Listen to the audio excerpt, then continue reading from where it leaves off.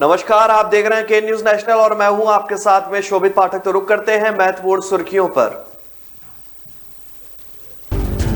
Air force के group captain Varun Singh पंचतत्व में विलीन हो गए हैं। छोटे भाई तनुज सिंह और बेटे ने उन्हें मुखाग्नि दी। नागौर जिले के मकराना से बीजेपी विधायक रूपा राम मुरावतिया भ्रष्टाचार को लेकर अपनी ही पार्टी के खिलाफ बयान देकर चर्चा में आ गए हैं। प्रधानमंत्री नरेंद्र मोदी ने शुक्रवार को वाराणसी में न्यू अर्बन इंडिया सब्जेक्ट पर अखिल भारतीय मेयर सम्मेलन को वर्चुअली संबोधित किया। पंजाब में कांग्रेस को सत्ता में लाने के लिए प्रदेश प्रधान नवजोत सिद्धू ने नया सियासी दांव खेला है। शुक्रवार को सिद्धू अचानक मोहाली के लेबर चौक पर पहुंच गए। पंजाब विधानसभा चुनाव 2022 की जंग में किसान नेता भी मैदान में उतर सकते हैं। गुरुवार को पंजाब के 32 किसान संगठनों के नेताओं की लुधियाना में समराला में गुप्त मीटिंग हुई। एयरफोर्स के ग्रुप कैप्टन वरुण सिंह पंचतत्व में विलीन हो गए हैं। छोटे भाई तनुज सिंह और बेटे ने उन्हें मुखाग्नि दी। तनुज भाई की चिता के सामने ही बैठकर फपक कर रो पड़े। पास खड़े पिता रिटायर्ड कर्नल केपी सिंह और बेटे की आंखों में भी आंसू थे। यह पल भावुक कर देने वाला था। इससे पहले मुख्यमंत्री शिवराज सिंह चौहान ने कैप्टन को सैल्यूट किया। कैप्टन के बेटे के कंधे पर हाथ रखकर ढांढस बंधाया, परिवार को सांत्वना दी। तीनों सेनाओं जल थल और नभ के अफसरों ने उन्हें श्रद्धांजलि दी। कैप्टन को गार्ड ऑफ ऑनर दिया। सैन्य सम्मान के साथ अंतिम विदाई दी गई। सेना के 3EME सेंटर स्थित मिलिट्री हॉस्पिटल से पार्थिव शरीर को बैरागढ़ स्थित यथाशक्ति विश्राम घाट पर सुबह 11 बजे लाया गया। फूलों से सजे सेना के ट्रक में वरुण की पार्थिव देह रखी थी। पूरे रास्ते लोग भारत माता की जय, वरुण सिंह अमर रहे के नारे लगाते रहे। ग्रुप कैप्टन वरुण सिंह का पार्थिव शरीर सेना के प्लेन से गुरुवार को बेंगलुरु से भोपाल आया गया था और यहां पर मध्य प्रदेश सरकार के मंत्री और विधायकों ने कैप्टन को श्रद्धांजलि दी। यहां से पार्थिव शरीर को सेना के वाहन से भोपाल स्थित सन सिटी कॉलोनी में उनके घर ले जाया गया था। यहां वरुण सिंह की मां ने बहू के कंधे पर हाथ रखकर कहा था कि तुमसे बड़ी वीरांगना बहादुर बेटी नहीं हो सकती। इसके बाद पार्थिव देह मिलिट्री हॉस्पिटल में बने मॉर्चरी हाउस में रख दी गई थी। तमिलनाडु के कुन्नूर में 8 दिसंबर को CDS विपिन रावत के हेलीकॉप्टर क्रैश में घायल वरुण सिंह का बुधवार को निधन हो गया था। वरुण 7 दिन से बेंगलुरु के अस्पताल में भर्ती थे। नागौर जिले के मकराना से बीजेपी विधायक रूपा राम मुरावतिया भ्रष्टाचार को लेकर अपनी ही पार्टी के खिलाफ बयान देकर चर्चा में आ गए। रूपा राम मुरावतिया ने कहा है कि आज भ्रष्टाचार से भरपूर कांग्रेस पार्टी है, लेकिन मैं ये खरी खरी कह रहा हूं कि हमारी भारतीय जनता पार्टी में भी भ्रष्टाचार से ये अछूता नहीं है। हम दूसरों को दोष देते रहे। मैंने कहा कि कभी जो आपने किया वही हमने किया। जब भी मौका मिला खाने का तो खूब खाया, खूब पिया। जब दोष देने का मौका आया तो एक दूसरे पर आरोप मर दिए।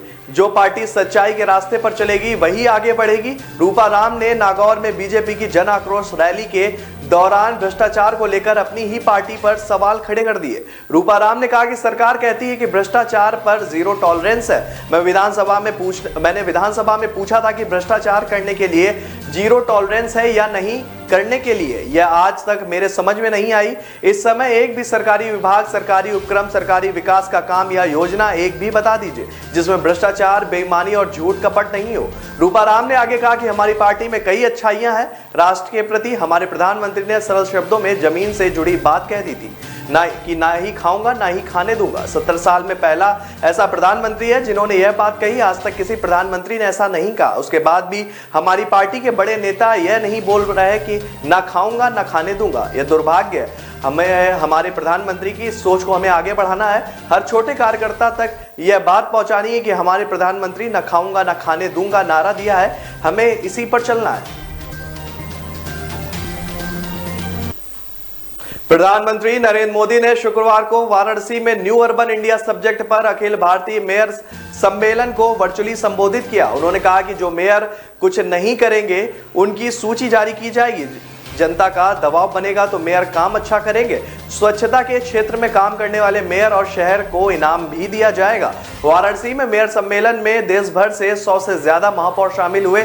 वहीं 4800 से ज्यादा निकायों के अध्यक्ष और उनके सदस्य वर्चुअल जुड़े हैं। पीएम ने कहा कि आप सभी काशी पहले भी आए होंगे, आप पुरानी यादों के साथ पुरानी और नई काशी को देखें। काशी के विकास पर हम सबको मंथन से ही नहीं, नए विचार और नई कल्पना से ऊर्जा मिलेगी। पुरानी जो भी धरोहरें हैं उन्हें सहेज कर आधुनिक युग की ओर बढ़े और विकास करें। प्रधानमंत्री नरेंद्र मोदी ने कहा कि योजना को लेकर सभी मेयर अपनी शहर के ठेला पटरी व्यापारियों को जागरूक करें। वह ब्याज पर साहूकार से पैसे लेते हैं और फिर उसी के चक्कर में फंस जाते हैं। योजना के बारे में व्यापारियों को प्रेरित भी करें। पंजाब में कांग्रेस का सत्ता में लाने के लिए प्रदेश प्रधान नवजोत सिद्धू ने नया सियासी दांव खेला है। शुक्रवार को सिद्धू अचानक मोहाली के लेबर चौक पर पहुंच गए, जहां मजदूरों से मुलाकात के बाद सिद्धू ने पंजाब में शहरी रोजगार गारंटी मिशन का ऐलान कर दिया। सिद्धू ने कहा कि इस मिशन के तहत हर मजदूर का गरीबी रेखा से नीचे कार्ड बनेगा। उन्हें मुफ्त सेहत और शिक्षा समेत कई तरह की सुविधाएं भी दी जाएंगी। सिद्धू ने कहा कि कतार के आखिरी में खड़े हुए मजदूर सबसे ज्यादा नजरअंदाज किए जाते हैं, जिनके लिए वे पंजाब मॉडल में यह नई स्कीम लेकर आए। सिद्धू ने सरकार पर भी सवाल उठाया और कंस्ट्रक्शन सेस इकट्ठा किया जाता है। यह सेस कंस्ट्रक्शन वर्करों के लिए ही होता है, लेकिन यह किसको दिया गया? जब किसी का रजिस्ट्रेशन ही नहीं है तो फिर फायदा किसी को कैसे मिलेगा? उन्होंने मौजूदा सरकार के मजदूरों को 3100 रुपए देने के दावे पर भी कहा कि पंजाब में सिर्फ 1% मजदूर ही रजिस्टर्ड है, तो फिर किसी को फायदा कैसे मिल सकता है? सिद्धू ने कहा कि पिछले 4.5 साल में कैप्टन अमरिंदर सिंह सत्ता में रहे। वह जान बचाने के लिए कठपुतली की तरह नाचते रहे। मजदूरों और पल्लेदारों के लिए कोई काम नहीं किया गया। सिद्धू इससे पहले भी कहते रहे हैं कि कैप्टन भाजपा के इशारे पर ही काम कर रहे हैं। कैप्टन की अकाली दल से साठगांठ थी। पंजाब विधानसभा चुनाव 2022 की जंग में किसान नेता भी मैदान पर उतर सकते हैं। गुरुवार को पंजाब के 32 किसान संगठनों के नेताओं की लुधियाना के समराला में गुप्त मीटिंग हुई, जिसमें किसान नेताओं ने चुनाव पर मंथन किया। कुछ किसान नेताओं का यह मत जरूर था कि उन्हें सीधे चुनाव मैदान में उतरना चाहिए। हालांकि फिलहाल किसान नेताओं ने खुद चुनाव लड़ने के अलावा किसी एक पार्टी, किसी एक यूनियन या नेता का समर्थन या राजनीति से दूरी बनाए रखने का विकल्प भी खुला रखा है। इसको लेकर फिर से किसान नेताओं की मीटिंग हो सकती है। वहीं मीटिंग की जानकारी बाहर आते ही नेताओं में हड़कंप मचा हुआ। किसान नेताओं का मानना है कि उनके लिए चुनाव लड़ना राजनीतिक लालसा से ज्यादा उससे भी बड़ा है। किसानों के मसले पर सभी राजनीतिक दल और नेता वादे करते हैं, लेकिन उन्हें पूरा नहीं करते। 2017 के चुनाव में भी कैप्टन अमरिंदर सिंह ने पूर्ण कर्ज माफी का वादा किया था, लेकिन अभी तक सबको इसका लाभ नहीं मिला है। केंद्र ही नहीं बल्कि राज्य से जुड़े बिजली, फसलों के रेट समेत कई मुद्दों पर भी उन्हें सुनवाई के लिए धरना देने को मजबूर होना पड़ता है। इसलिए वे पारंपरिक पार्टियों से किनारा करने के मूड में हैं। तो रुक रहे हैं छोटे से ब्रेक के लिए। ब्रेक के बाद जल्द हाजिर होंगे।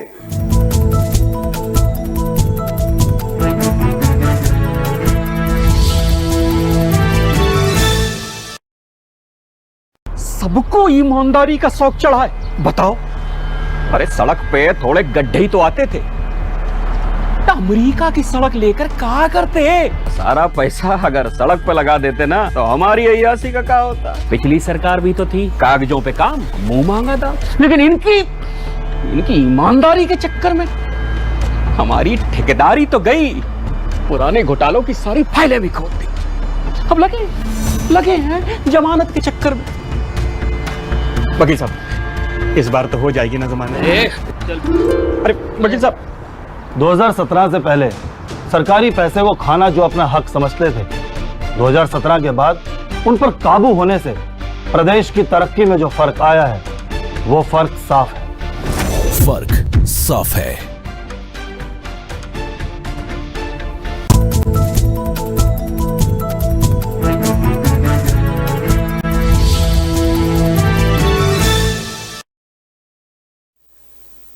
ब्रेक के बाद फिर स्वागत है आपका। रुक करते हैं आगे की खबरों पर। बॉलीवुड एक्ट्रेस जैकलीन फर्नांडिस के कथित बॉयफ्रेंड और करोड़ों की मनी लॉन्ड्रिंग में जेल में बंद सुकेश चंद्रशेखर का एक और खेल उजागर हुआ है। यह मामला रैन वैक्सी के पूर्व प्रमोटर शिविंदर सिंह की पत्नी से 200 करोड़ की ठगी का है। शिविंदर धोखाधड़ी के आरोप में 2017 से दिल्ली की तिहाड़ जेल में बंद है। सुकेश ने होम सेक्रेटरी बनकर उनकी पत्नी अदिति सिंह को फंसाया और 200 करोड़ रुपए ठग लिए। ईडी की चार्जशीट में शामिल एक ऑडियो रिकॉर्डिंग से साफ समझ में आता है कि ये खेल कैसे खेला गया। इस कहानी की शुरुआत होती है 2019 में। मनी लॉन्ड्रिंग के आरोप में जेल में शिविंदर सिंह की पत्नी अदिति सिंह के पास एक कॉल आया। दूसरी ओर से बोल रहे शख्स ने खुद को होम सेक्रेटरी अजय भल्ला बताया और कहा कि वह जल्द ही उनके पति को जमानत दिला सकते हैं। फोन करने वाला कोई और नहीं, सुकेश चंद्रशेखर ही था। होम सेक्रेटरी बनकर बात कर रहे सुकेश ने कहा कि उनकी गृह मंत्री अमित शाह तक पहुंच है, इसलिए वह अदिति के पति को जेल से छुड़ाने में मदद कर सकता है। इसके लिए उन्हें पार्टी फंड में चंदा देना होगा।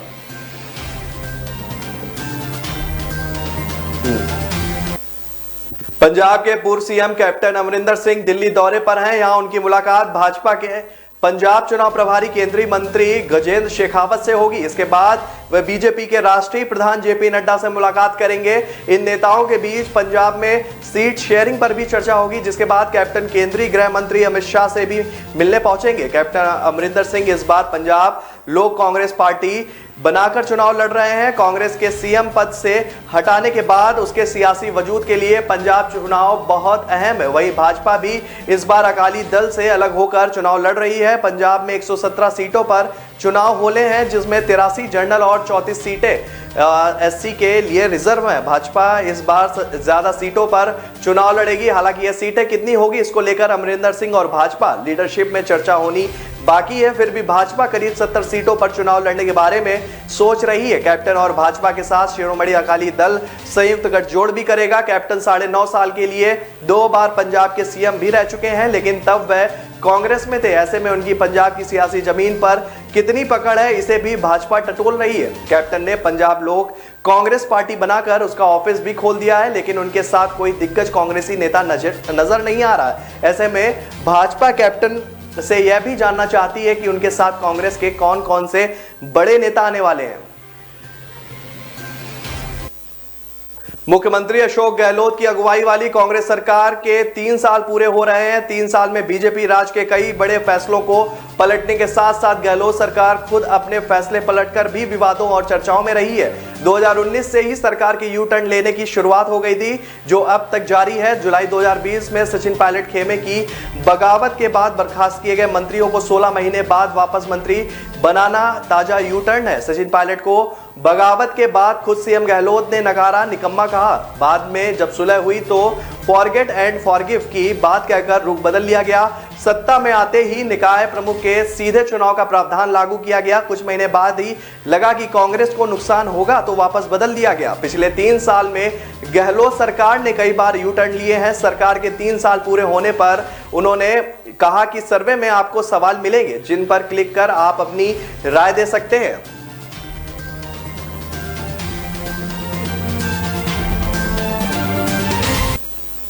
हरियाणा सरकार ने कोविड-19 के कारण मौत के आगोश में समाये लोगों के परिजनों को 50,000 रुपए की आर्थिक सहायता देने की प्रक्रिया शुरू कर दी है। इसके लिए सरकार के सरल पोर्टल पर ऑनलाइन आवेदन करना होगा। आवेदन के 30 दिन के अंदर प्रति केस 50,000 रुपए दिए जाएंगे। हरियाणा में कोविड-19 से कुल मौतों का सरकारी आंकड़ा 10,194 है। हालांकि कोरोना की दूसरी लहर के दौरान प्रदेश के हर गांव में मौतों की संख्या बढ़ी है, लेकिन इन मौतों को कोविड से हुई मौतों की श्रेणी में नहीं रखा गया। हालांकि इनका अंतिम संस्कार कोरोना प्रोटोकॉल से हुआ है। सरकार पर मृतकों के आंकड़े छिपाने के भी आरोप लगते रहे हैं। सरकार से लोग उम्मीद लगाए बैठे थे कि उनके परिजनों की मौत पर सरकार कुछ मुआवजा देगी, लेकिन अब सरकार ने साफ कर दिया है कि 50,000 की आर्थिक सहायता उनको मिलेगी जिनकी मौत कोविड-19 से हुई है। इसके लिए ऑनलाइन आवेदन करते समय मृत्यु प्रमाण पत्र के साथ कोविड-19 पॉजिटिव रिपोर्ट की एक प्रति भी लानी होगी।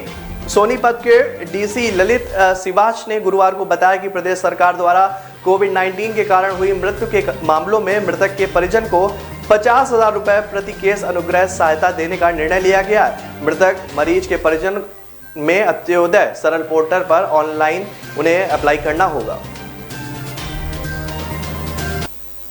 हरियाणा में सर्दी बढ़ने लगी है और इसके साथ ही स्कूलों के टाइम में भी बदलाव किया गया है। 20 दिसंबर से सभी स्कूलों में बच्चों की कक्षाएं 10 बजे शुरू होंगी, जबकि अध्यापकों को 9:30 बजे पहुंचना होगा। हरियाणा में स्कूल शिक्षा निदेशालय ने सभी जिला शिक्षा अधिकारियों को यह आदेश जारी भी कर दिए हैं। अब नए शेड्यूल के अनुसार ही स्कूल खुलेंगे और छुट्टी होगी। आपको बता दें कि पिछले कुछ दिनों से हरियाणा में सर्दी काफी बढ़ी है, तापमान लगातार लुढ़क रहा है। इसके साथ ही ठंडी हवाएं भी चल रही हैं, जिससे सुबह के समय स्कूल जाने में खासकर नौनिहालों को काफी परेशानी उठानी पड़ रही है। सर्दी के तीखे तेवर देखते ही हरियाणा स्कूल शिक्षा निदेशालय ने स्कूल टाइमिंग में बदलाव करके शेड्यूल जारी कर दिया है। स्कूल शिक्षा निदेशालय की तरफ से जारी आदेशों के अनुसार 20 दिसंबर से आगामी आदेशों तक समय में बदलाव रहेगा। प्रदेश के सभी सरकारी और प्राइवेट स्कूलों में समय में बदलाव किया गया है। अध्यापकों को सुबह 9:30 बजे आना होगा, वहीं जाने का समय दोपहर 2:30 बजे रहेगा, जबकि विद्यार्थियों के स्कूल में आने का समय सुबह 10 बजे रहेगा और जाने का समय दोपहर 2 बजे रहेगा। तो रुक रहे हैं छोटे से ब्रेक के लिए, ब्रेक के बाद जल्द हाजिर होंगे।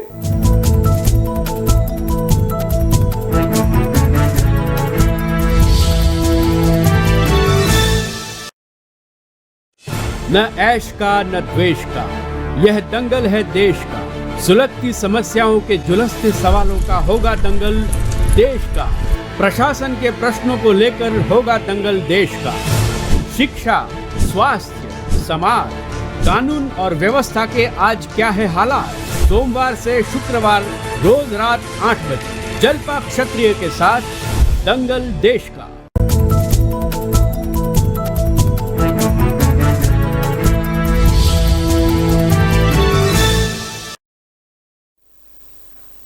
ब्रेक के बाद फिर स्वागत है आपका। रुक करते हैं आगे की खबरों पर। सहकारिता के क्षेत्र में विकास के लिए शुक्रवार को इंदिरा गांधी प्रतिष्ठान में सहकार भारती का अधिवेशन होने जा रहा है। कार्यक्रम में मुख्य अतिथि के तौर पर गृह मंत्री अमित शाह मौजूद होंगे। सहकारी भारती का यह कार्यक्रम 7वां अधिवेशन है। कार्यक्रम में अमित शाह के अलावा सीएम योगी आदित्यनाथ भी मौजूद होंगे। 3 दिन तक चलने वाले इस कार्यक्रम में सहकारिता के विकास पर चर्चा की जाएगी। इसमें पूरे देश से प्रतिनिधि शामिल होंगे। इस दौरान नई सहकारी नीति के मसौदे व अन्य जरूरी नीतियों पर भी चर्चा की जाएगी। मौजूदा समय आरबीआई के निदेशक पद संभालने वाले सतीश मराठे सहकार भारती के संस्थापक सदस्य हैं। वहीं अमित शाह भी सहकारिता के क्षेत्र में खास दखल रखते हैं। बताया जाता है कि गुजरात में उनके राजनीतिक कैरियर को मजबूती देने में सहकारिता का बड़ा योगदान है। 3 दिनों तक नेशनल कोऑपरेटिव पॉलिसी पर चर्चा होगी। बताया जा रहा है कि इसमें कुछ पुराने बिंदुओं को हटाया जा सकता है। नई पॉलिसी का मसौदा भी तैयार किया जाएगा। उसके बाद सरकार के सामने उसको लागू करने की मांग की जाएगी। कार्यक्रम में अमित शाह के आने से यह अंदाजा लगाया जा रहा है कि यहाँ पर पास हुए प्रस्ताव को सरकार भी मंजूरी देगी। पॉर्न फिल्म बनाने और डिस्ट्रीब्यूट करने के आरोप में गिरफ्तार और जमानत पर बाहर आए बॉलीवुड एक्ट्रेस शिल्पा शेट्टी के पति राज कुंद्रा को सुप्रीम कोर्ट से बुधवार को बड़ी राहत मिली है। देश की सर्वोच्च अदालत ने अगले 4 हफ्ते तक उनकी गिरफ्तारी पर रोक लगा दी है। अदालत ने यह फैसला पॉर्न फिल्म से जुड़े एक अन्य केस में सुनाया है। सुप्रीम कोर्ट ने इसी के साथ महाराष्ट्र सरकार को एक नोटिस भी जारी किया है। इससे पहले बॉम्बे हाई कोर्ट ने कुंद्रा की अग्रिम जमानत की याचिका को खारिज कर दिया था। इसके खिलाफ कुंद्रा ने 25 नवंबर को सुप्रीम कोर्ट का रुख किया था। सुप्रीम कोर्ट में दाखिल की गई अपनी याचिका में राज कुंद्रा ने कहा था कि उनके पास वीडियो एरोटिक्स जरूर हैं, लेकिन इनमें कोई फिजिकल या सेक्सुअल एक्टिविटी नहीं दिखाई गई है। आगे उन्होंने कहा था कि वह किसी पॉर्न वीडियो को बनाने या प्रसारित करने में शामिल नहीं है और उन्हें गलत तरीके से फंसाया जा रहा है। इससे पहले हाई कोर्ट ने इस केस में राज कुंद्रा के अलावा अन्य 5 आरोपियों की अग्रिम जमानत की याचिका भी खारिज कर दी थी। कुंद्रा को मिली राहत के बाद अन्य आरोपी भी इसी आधार पर गिरफ्तारी से बचने की अपील कर सकते हैं। पॉर्न फिल्में बनाने के मामले में एक्ट्रेस पूनम पांडे, सरलिन चोपड़ा और गहना वशिष्ठ को भी आरोपी बनाया गया था। राज कुंद्रा को जुलाई में गिरफ्तार किया गया था। राज कुंद्रा के हॉट शॉट्स ऐप पर अश्लील और पॉर्न वीडियोस प्रसारित किए जाने का आरोप था। क्रिकेटर हरभजन सिंह के पंजाब में कांग्रेस पार्टी ज्वाइन करने की चर्चाएं जोरों पर हैं। इन चर्चाओं की वजह से पंजाब कांग्रेस प्रधान नवजोत सिंह सिद्धू की ओर से अपने सोशल मीडिया अकाउंट पर पोस्ट की गई एक फोटो और उसके साथ लिखा गया है कि मैसेज। सिद्धू ने अपने ट्विटर अकाउंट पर हरभजन सिंह के साथ फोटो पोस्ट करते हुए लिखा कि picture loaded with possibilities with भाजी द साइनिंग स्टार। सिद्धू के इस ट्वीट और इसमें इस्तेमाल किए गए पॉसिबिलिटी शब्द का सियासी माहिर अपने अपने तरीके से अर्थ निकाल रहे हैं। इन चर्चाओं को तब और बल मिला जब पत्रकारों सवाल पर सिद्धू ने कहा कि मैंने लिखा था, फोटो में सब कुछ बयां करती है और पॉसिबिलिटी ये संभावना है कि ऐसी संभावनाओं से इनकार नहीं किया जा सकता। इससे पहले नवजोत सिंह सिद्धू की कोशिशें ऐसे चेहरों को कांग्रेस से जोड़ने की हैं जो अपने फील्ड में नाम कमा चुके हैं। सिद्धू का दावा है कि वे पंजाब में कांग्रेस पार्टी की सरकार रिपीट करवाकर ही रहेंगे। ऐसे में जालंधर की किसी सीट से कांग्रेस हरभजन सिंह को टिकट दे सकती है। हरभजन सिंह अगर कांग्रेस ज्वाइन करते हैं तो पार्टी को इसका फायदा जो है एरिया की सभी 23 सीटों पर मिल सकता है। पता चला है कि सिद्धू की टीम कई दिनों से हरभजन सिंह के संपर्क में है। क्रिकेटर रहने की वजह से सिद्धू और हरभजन एक दूसरे को अच्छी तरह से जानते हैं। अपने बयानों से हमेशा सुर्खियों में रहने वाले जामताड़ा से कांग्रेस के विधायक इरफान अंसारी एक बार फिर चर्चा में है। विधानसभा के शीतकालीन सत्र के पहले ही दिन उन्होंने विवादित बयान दिया है। उन्होंने बीजेपी के लिए कहा है कि अगर झारखंड में रहना है तो जय जोहार करना होगा। शुरुआत भी जय जोहार से और अंत भी जय जोहार से करना होगा। ऐसा नहीं करने वाले झारखंड से भगा दिए जाएंगे। बीजेपी पर तंज कसते हुए उन्होंने कहा कि जय श्री राम श्रद्धा है, सभी लोग इसे दिल से कहते हैं। राजनीति में श्रद्धा को नहीं लाना चाहिए, धर्म को राजनीति में नहीं लाना चाहिए। बीजेपी को इसे समझना होगा। बीजेपी के प्रवक्ता प्रफुल्ल शाहदेव ने कांग्रेस के बयान पर पलटवार किया है। उन्होंने कहा है कि जय श्री राम हमारे मर्यादा पुरुषोत्तम से जुड़ा है, इसके बारे में हमें कोई नहीं बताए। किसी के कहने और नहीं कहने से इसे बोलना हम बंद नहीं कर सकते हैं। उन्होंने कहा कि जोहार हमारी सांस्कृतिक विरासत में मिला शब्द है, हमारी बातचीत की शुरुआत इसी शब्द से होती है। प्रफुल्ल शाहदेव ने कहा है कि इरफान अंसारी को अगर राजनीति में लंबी पारी खेलनी है तो ऐसी भाषा से परहेज करना चाहिए। पंजाब कांग्रेस के अध्यक्ष नवजोत सिंह सिद्धू की शुक्रवार को एक प्रेस कॉन्फ्रेंस के दौरान जुबान फिसल गई। पत्रकारों के सवालों का जवाब देते हुए उन्होंने अपशब्द का इस्तेमाल किया। उन्होंने इस पर एक वीडियो भी शेयर किया गया है। सिद्धू ने राज्य में साल 2022 में होने वाले विधानसभा चुनाव की तैयारियों में जुटे हुए हैं। आज उन्होंने उम्मीदवारों के चयन के लिए एप्लीकेशन फॉर्म भी जारी किए। उन्होंने एक वीडियो में जो इनका वायरल हो रहा है उसमें कुछ वो अभद्र शब्द कहते हुए दिख रहे हैं। सिद्धू चंडीगढ़ में एक कॉन्फ्रेंस के दौरान पत्रकारों से बातचीत कर रहे थे। इसी बीच कांग्रेस के प्रदेश अध्यक्ष से लेबर कार्ड के वितरण को लेकर सवाल करते हैं। रिपोर्टर्स की तरफ से पूछे गए सवाल का जवाब कांग्रेस नेता अचानक अपशब्द का इस्तेमाल कर देते हैं। साथ ही वे अपनी प्रदेश सरकार की योजना के बारे में बात कर रहे हैं। सिद्धू को इस सप्ताह ही पंजाब चुनाव समिति का अध्यक्ष बनाया गया है। उन्होंने जानकारी दी कि पार्टी ने उम्मीदवारों से एप्लीकेशन फीस नहीं लेने का फैसला किया है। उनके कुपोस्ट के जरिए उन्होंने बताया कि 20 दिसंबर तक कांग्रेस उम्मीदवारों के चुनाव के लिए एप्लीकेशन फॉर्म स्वीकार किए जाएंगे। यह ऐतिहासिक है कि पहली बार आवेदकों से एप्लीकेशन फीस नहीं ली जाएगी। गुरुवार को प्रदेश चुनाव समिति की बैठक के बाद सिद्धू ने कहा था कि शुक्रवार से स्क्रीनिंग कमेटी की बैठक शुरू होगी, जिसमें उम्मीदवारों को मेरिट के आधार पर टिकट दिया जाएगा। मीडिया रिपोर्ट्स के अनुसार उन्होंने कहा कि कांग्रेस सेकुलर पार्टी है जिसमें चर्चा और बहस उचित तरीके से होती है। मेरिट को देखते हुए टिकट लेने का फैसला भी किया गया। जीतने वाले उम्मीदवारों को टिकट दिए जाएंगे। कांग्रेस सेकुलर पार्टी है जो उचित प्रक्रिया का पालन करती है। टिकट मेरिट के आधार पर लोगों को दिए जाएंगे। तो फिलहाल इस बुलेटिन में मेरे साथ इतना ही। आगे की खबरों के लिए बने रहिए के न्यूज़ नेशनल के साथ। नमस्कार।